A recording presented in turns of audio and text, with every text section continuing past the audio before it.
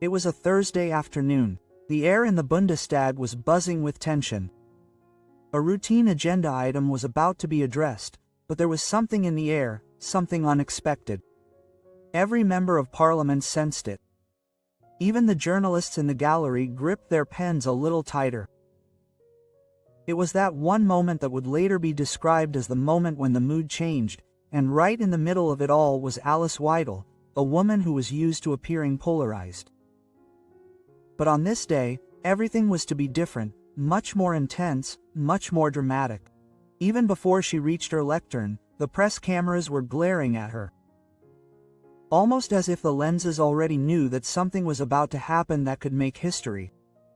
Friedrich Merz, with his typical mixture of composure and latent impatience, sat 2 rows further forward. He sank back, clasped his hands together, his glasses gleaming in the light. He watched her with that gaze that so often said more than any words. The first few seconds of her speech seemed unspectacular, almost routine. But recently, a wave of laughter broke out. Rows of politicians from the Greens to parts of the SPD shook their heads. Some tapped their desks in mockery. The minutes noted this objectively. Laughter in the plenary. But the minutes could not record how it really was. Cutting, devastating, like a collective judgment. Weidel stood there motionless, only her eyes flashing. She waited, letting the laughter fade away, as if she knew full well that these 5 seconds of the spot would be the basis for a counterattack that no one saw coming. That's exactly where the real story begins, dear viewers. And if you want to know how a single answer set the entire plenary into a frenzy, be sure to stay tuned, click on subscribe and leave a comment so that we can continue to shed light on such moments. Weidel leaned forward slightly. Her gaze wandered around the rows. They laughed, she began in a calm but sharp voice, because they believed that what I was saying was irrelevant. But do you know what was really ridiculous? That they are the ones who have been managing the same standstill for years and yet believe they can explain to the people outside why things are getting worse and worse. A murmur went through the rows, accompanied by more heckling. But this time it was no longer cheerful laughter. It was a twitch, a clearing up, as if someone had subconsciously sensed that the tables were turning. Merz raised his head, placed his fingertips together, his eyebrows raised slightly, sensing that this moment could become dangerous.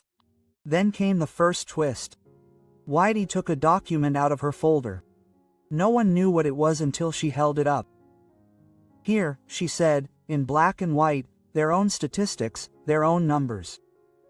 And yet they want the citizens to believe that everything is fine. Quote, the camera of the broadcast zoomed in and for a moment the silence in the chamber was so thick that you could hear the pages being turned. Several members of parliament exchanged nervous glances. Was this just a rhetorical trick? Or did she really have something in her hand that could blow the date? And as uncertainty crept through the rows, she continued to read out the facts. Precise, sharp, relentless. This is exactly the point, my friends, where you need to write to me. Do you think politics is really just theater or that such moments can trigger real turning points? Let me know in the comments, because the discussion here is just as important as the story itself. The tone changed, the first heckling died down, as if they had understood that any attempt to laugh at her again would now seem like confirmation of her words. Mars felt the vacuum opening up. For him it was a dangerous moment, because he knew that whoever controls the silence also controls the momentum. But that was exactly when his game began. While Weidel was speaking, he leaned over to a party colleague and whispered something that only a few people heard. There was no panic in his voice, but calculation. He knew that he could not let this moment go uncommented, that if he played it right, he himself could be seen as the one who regained control of the chamber. But Weidel noticed it. Her eyes fixed on him as she spoke, almost as if she were addressing him directly. And then you, Mr. Merz, she said suddenly. One question. How much longer are you going to pretend to be the opposition? Have you long since become part of the system that prevents any real debate here? The wave was there. Interjections shot through the chamber like sparks. Members of parliament blustered, the president of the Bundestag had to call for order, but the effect was unstoppable.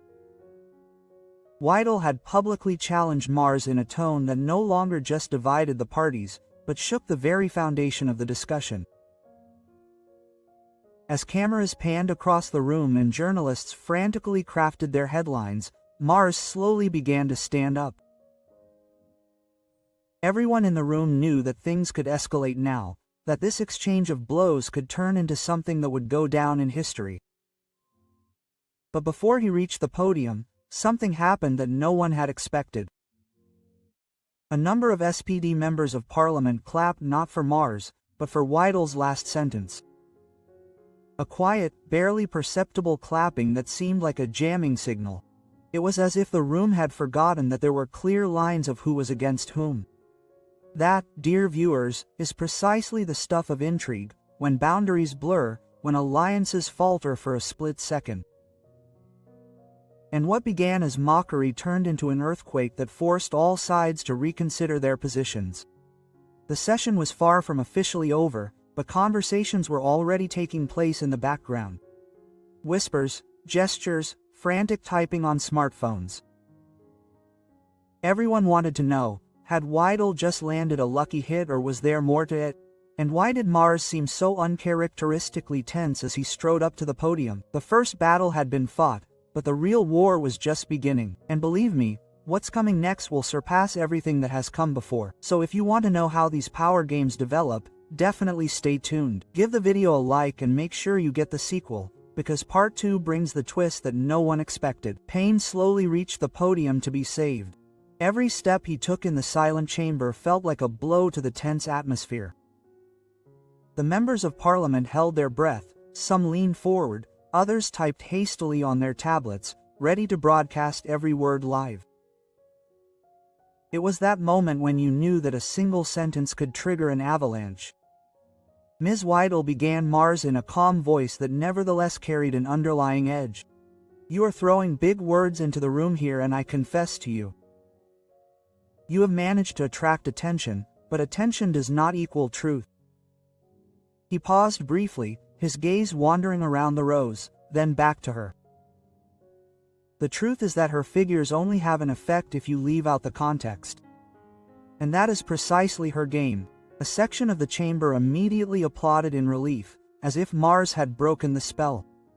But the applause was brittle, not a unified thunder, but a hesitant clapping. Many looked back and forth, unsure whether it was appropriate to take sides so openly. Weidel folded her arms motionless. There was no twitch or uncertainty in her eyes. She waited, and it was precisely this silence that made Mars nervous, because he knew she had not said everything yet. But I agree with you on one point, Mars continued. This house needs serious debates, not theatrics. His voice grew louder, firmer. He tapped the lectern lightly with the edge of his hand, and if you really think that you are the only one who has the courage to speak up, then you are underestimating the power of democracy. It was a speech that was supposed to sound decisive. But the longer he spoke, the more the tension in the chamber seemed to shift in another direction, because while Mars sang the praises of democracy, many in the plenary had the images of a moment ago in their minds. Weidel with papers in her hand, the statistics, the restless silence. And then came the moment when Weidel reacted. She did not immediately reach for the microphone. She waited until Mars had finished speaking, until the applause had died down. Then she took a step forward without permission, without announcement, and stood to one side of him. Quote, Mr. Mers, she said, quietly, almost so that people had to bend their heads forward to hear every word. If you think this is a play, then please explain to me why your own parliamentary group has been dealing with internal documents for months, that these very figures pose a risk. The room exploded. Interjections, murmurs. A roar that swept across the rows like a wave. Journalists jumped from their seats, cameras zoomed in. Weidel held up another sheet of paper, this time with the confidential logo of the CDU-CSU parliamentary group. MS's face changed, only slightly, but enough for the cameras to catch it. He knew this was no fluke, this was deliberate preparation. Someone must have leaked this paper to her. The president banged her gavel, calling for order, but the unrest could no longer be contained. Quote, "This is a scandal," shouted a member of the SPD. "Where did you get this document?" Others shouted at each other. It was barely audible. Weidel waited until the volume had died down. Then she spoke directly into the microphone. "You're laughing at me, but it's your own system that's showing cracks, your own words, your own numbers. And if you're now claiming that this was taken out of context, then I ask you, who wrote this paper if not you?" It was the plot twist that no one had expected. Suddenly, Weidel was no longer the outsider, but Mars as the one who had to explain why internal documents from his parliamentary group said something different than his public speech. That was the moment, my friends, when the Bundestag finally went into a rage. If you find such revelations exciting, then press the like button and write to me in the comments whether you believe that such leaks are staged or whether they really happen. Mars stopped, his fingers resting heavily on the desk. He considered whether to react or remain silent. Silence would seem like an admission, talking like a defense. Both are dangerous, so he decided to take the plunge. "If you think," he began, "that you can make politics with stolen documents, then you're only revealing one thing. They have no answers of their own. They thrive on scandals, not solutions." But this time it didn't catch on, because the chamber smelled blood. Members of the Green Party shouted, "Is the paper real or not?" The SPD demanded clarification. Even parts of his own ranks remained silent, while, on the other hand, did not follow up this time with another document, but with a perfectly timed exchange of blows. They talk about solutions. But the only solution you have been offering for months is to gloss over the problems. And that is precisely why you are standing here today, not as a beacon of hope, but as a defender of a system that has long been called into question. The words hit home. Not only Mars, but also many others in the chamber sensed that a tectonic shift was taking place here. The audience outside in front of the screen saw not just a dispute, but a power struggle that seemed much bigger than an exchange of blows in the Bundestag. And while the plenary session raged with shouts, interjections, and chaos, something happened in the background that hardly anyone noticed. Two members of parliament, one from the SPD, one from the Greens, leaned over to Weidel and whispered something to her, while the president tried to restore order. At the moment, it was barely longer than a blink of an eye, but it showed that intrigues had begun, alliances that no one would have thought possible were emerging. Mers, on the other hand, understood that he was no longer just speaking against Weidel. He was speaking against a momentum that was building against him. A momentum that raised questions about who had given Weidel the paper, and why now of all times. The session was adjourned, too loud, too chaotic to continue. The bell rang, sending members of parliament out, the hum of conversations continuing. Outside on the floor, journalists were already giving their initial analyses. Historic gossip, frontal attack on March, Weidel shakes the chamber. But behind the scenes, the real intrigues were beginning, because the paper that Weidel had held up was not just any document. It was a draft that should never have been leaked. And the question of who had leaked it to her was more explosive than anything that had been said in the chamber. Mars retreated to a small room behind the plenary. He stood in front of the window, his hands in his pockets, his brow furrowed. Quote, "It was one of us," he said quietly to a confidant, "and if we don't act quickly, this is only the beginning." Weidel, on the other hand, approached the press with a smile so controlled that it seemed studied. "I only did what every member of parliament should do," she said. The truth was spoken, but there was a gleam in her eyes that betrayed her. She knew she had unleashed something greater than just a speech. And that, my friends, is just the beginning, because in part 3 you will see how a web of betrayal, alliances and unexpected alliances is spun out of this battle. Believe me, you will not have foreseen the twists and turns that are coming. So stay tuned, subscribe to the channel and don't miss how the intrigues unfold behind the scenes. The night after the session was unusually long. The Bundestag was still humming as if it were a living being that could not find peace. Corridors were full of hurried footsteps, doors that slammed shut softly and groups of members of parliament who retreated to corners, whispering and putting their heads together. It was no normal wrap-up, it was the brewing of a political storm. Alice Weidel did not leave the building until around midnight. Cameras, microphones and questions that she deliberately left unanswered. She smiled briefly, got into a black car, and drove off immediately. The journalists were left with the question, who had given her this paper? But the less she said, the more speculation grew. Inside, deep in the building, Friedrich Merz was still sitting in his office. In front of him lay the document, or rather a copy of it that he had procured. He read it again for the third time, but the words did not change. It was an internal draft, never intended for public consumption, a paper that clearly identified grievances. And yet it was precisely this paper that Weidel had now used against him. That was no coincidence, he said, as he looked at his fears. Someone in our ranks wants to weaken me, and he knew full well that Weidel was the right weapon for that. His fears advisor nodded, but he remained silent, because in truth no one knew how deep the intrigue went. Was it a single defector or an entire network that had turned against March? The next morning, the headlines were full of stories. Newspapers and online portals had only one topic: Weidel's appearance.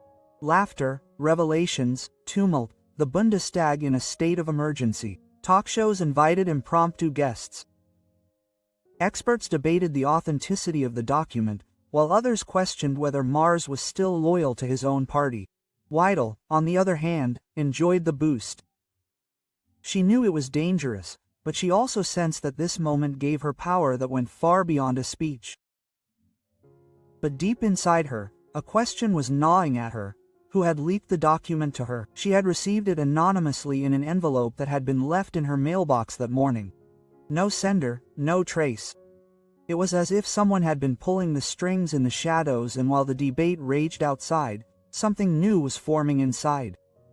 The PD and the Greens saw an opportunity, not because they suddenly liked Marz, but because they sensed that Marz was in trouble. Some of their strategists immediately recognized that if they deepened this rift, they could permanently weaken him. A meeting took place that same evening in a small restaurant on the outskirts of Berlin. Was discreetly organized, no official appointment, no entries in the calendar. An SPD member, a Green Party representative and, to everyone's surprise, a CDU member who was openly dissatisfied with Marz. They spoke quietly while the rain beat down on the windows outside. Weidel was just the beginning, said the SPD man, but if we play this cleverly, we can put the CDU under so much pressure that Marz no longer has any room for maneuver. The Green Party representative nodded, but we have to be careful. If we associate ourselves too closely with Weidel, we will lose our credibility. The CDU renegade grinned thinly. Nobody says you have to openly associate yourself with her. It's enough if the right documents turn up at the right moment. She is the loudspeaker. You are the silent puppet masters. And so began an intrigue that goes deeper than any public exchange of blows. Weidel became a pawn in a game that was bigger than she suspected. But Weidel was not naive. She sensed that someone was helping her and that help in politics never came in vain. She began her own investigations. Who had given her the paper? What interests were behind it? And most importantly, how could she ensure that she herself would not end up being the figure who was sacrificed? Meanwhile, March was making his own plans. He met with confidants in a secure room. The cell phone outside spoke only in hints. We have to find out who did it, he said. And if we find him, then we have to make an example of him. But what he didn't know was that some of his closest people had long been part of the game. In the Bundestag itself, the tension continued to grow. In the sessions, the discussions were superficial, but behind the scenes, secret agreements were being made. Every step, every gesture was watched with suspicion. It is true that Parliament had recently become a chessboard on which no one was safe. Then came the next bombshell. A week later, another document surfaced. This time, it was not an internal CDU document, but a report from the Finance Ministry. Once again, it was Weidel who got hold of it. Once again, she used it in a speech that sent the chamber into a frenzy. But this time it was different. Because Merz did not react as before. He remained silent, he let her talk, and let the excitement boil over. Then he produced a document himself. A document that proved that Weidel had presented her figures in an abridged form. Suddenly, the mood changed. Jubile on his part, outrage on her part. But while the room was raging, Mars understood something crucial. This second document had also been deliberately circulated. Someone was playing with them both. Dear viewers, this is where it gets exciting. Who is really behind these revelations? Is it individual traitors or a network that wants to destabilize the Bundestag from within? Let me know in the comments what you think, because the solution will surprise you. Weidel recognized it too. She sensed that she was not in control of the game, but was part of a plan that someone else had devised. But she swore to herself that she would see through this plan, no matter what the cost. That same night, she received an anonymous message on her cell phone. No text, just a picture, a chessboard on which a queen stood, alone surrounded by pawns. The only sentence underneath was, "The question is not who laughs at you, the question is who sacrifices you." Weidel stared at the image for a long time. She knew the game had only just begun. Mers, on the other hand, received a message from an anonymous sender at the same time. No image, just a sentence. They believe she is the enemy, but the enemy is deeper than she thinks. 2 messages, 2 recipients, an invisible player in the background. And so, friends, the story comes to a head, because what began as a laughingstock has turned into a web of betrayal, power struggles and secret alliances. In part 4, you will see how the truth comes to light, and believe me, the end will be different than you can imagine. So stay tuned, subscribe and miss the finale. The morning on which everything was supposed to culminate began inconspicuously. The gray clouds over Berlin promised rain. The streets were still glistening with dampness from the night's showers. But in the Bundestag, there was a nervousness that was almost tangible. Every member of parliament knew that today's session was crucial. Rumors were circulating. More documents would emerge. Revelations that could overshadow the previous tumult. Alice Weidel entered the plenarsaal with a cool look. She seemed composed, but a storm was raging inside her. The image of the chessboard on her mobile phone haunted her, burning itself into her mind like a warning. Was he really playing the game here, and was she, in the end, just the queen who was supposed to be sacrificed? Friedrich Merz arrived shortly after. He looked tired, but his eyes sparkled. He too had the anonymous message in mind. The enemy is closer than they think. Who was it? Who was working against him in their own ranks? He had a hunch, but no certainty yet. The session began. Routine items, votes, debates. But everyone was waiting for the moment when the bombshell would explode. And then it came. Weidel stood up again, a document in her hand. A murmur went through the hall, but this time she seemed different. More thoughtful, almost hesitant. Ladies and gentlemen, she began, the last few weeks have shown that there are more secrets in this house than the public would like. And I have another document before me that proves how deep the gap is between public statements and internal truths. The first heckling was laughter. Defensiveness. But this time she refused to be provoked. Instead, she paused and looked directly at Mars. But before I read it out, I want to ask a question. Who benefits from all this? Who benefits if we throw documents at each other while trust in this house continues to erode? Silence, no laughter, no jeers, just rapt attention. Weidel slowly placed the paper on the table without opening it. It is not enough to attack each other. We need to know who is playing us off against each other here. Merz stood up immediately. He stepped up to the lectern, and for the first time he did not seem like an opponent, but like a fellow player. Mrs. Weidel is right, he said, his voice firmer than before. These revelations are no coincidence. They are part of a plan. Someone wants to destabilize this house. Someone wants to turn us against each other. A storm of confusion swept through the ranks. SPD members shouted in. Greens whispered. Even in the CDU-CSU there was a sense of helplessness, because what Mars said was dangerous and at the same time credible. And that's why he continued, I'm not asking you, Mrs. Weidel, but all of us. Who benefits from this? It was the turning point.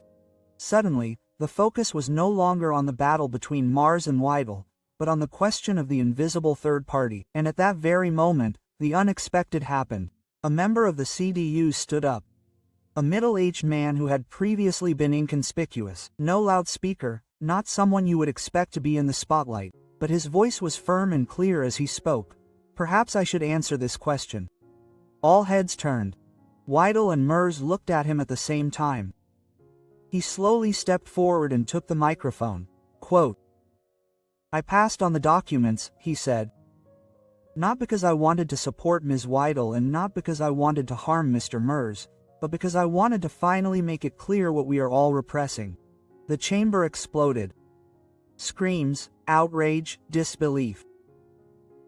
The president desperately banged the gavel, but it was no use. That was a confession that no one expected. The man raised his hands in a placating gesture. I think I'm right. This house constantly talks about transparency, trust, and democracy. But behind closed doors we write papers that prove the opposite.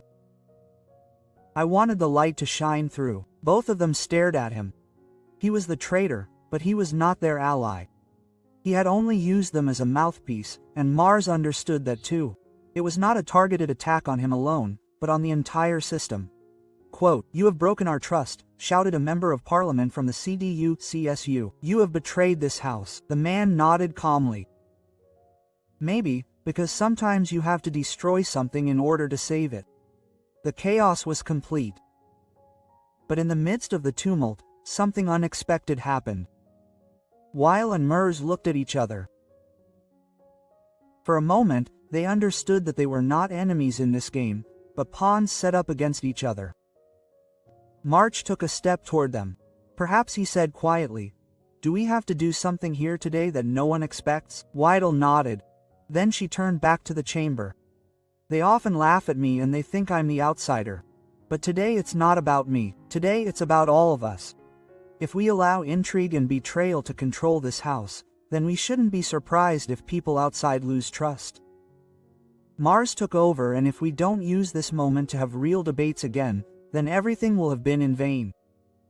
That's why I propose that we launch an investigation, not against Ms. Weidel. Not against me, but against the structures that make such intrigues possible.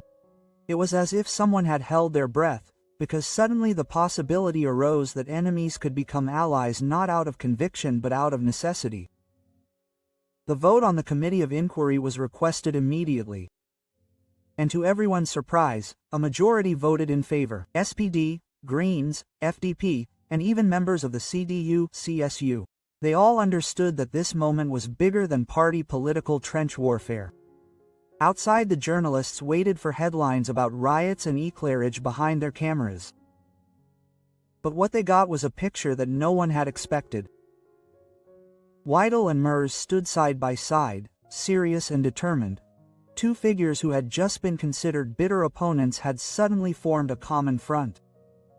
The days that followed were marked by discussions, analyses, and heated comments. Was this a real turning point or just a tactical alliance born out of necessity? The truth was both, but the effect was enormous. For the first time in a long time, Parliament had shown that it was capable of finding a moment of unity despite all the divisions. This was the happy ending that no one would have thought possible. Not because everyone suddenly agreed, but because they had recognized that they could only solve their biggest problem together, the betrayal within. Weidel and Mars parted ways again afterwards. Each went their own way, each party stuck to its line. But the memory of this moment remained. A moment that showed that even in a room full of laughter, intrigue, and power games, something greater can sometimes emerge. The awareness that they could only survive together. And so the story did not end with a victory for one side, but with a new chapter, one in which no one laughed, no one raged, but everyone understood.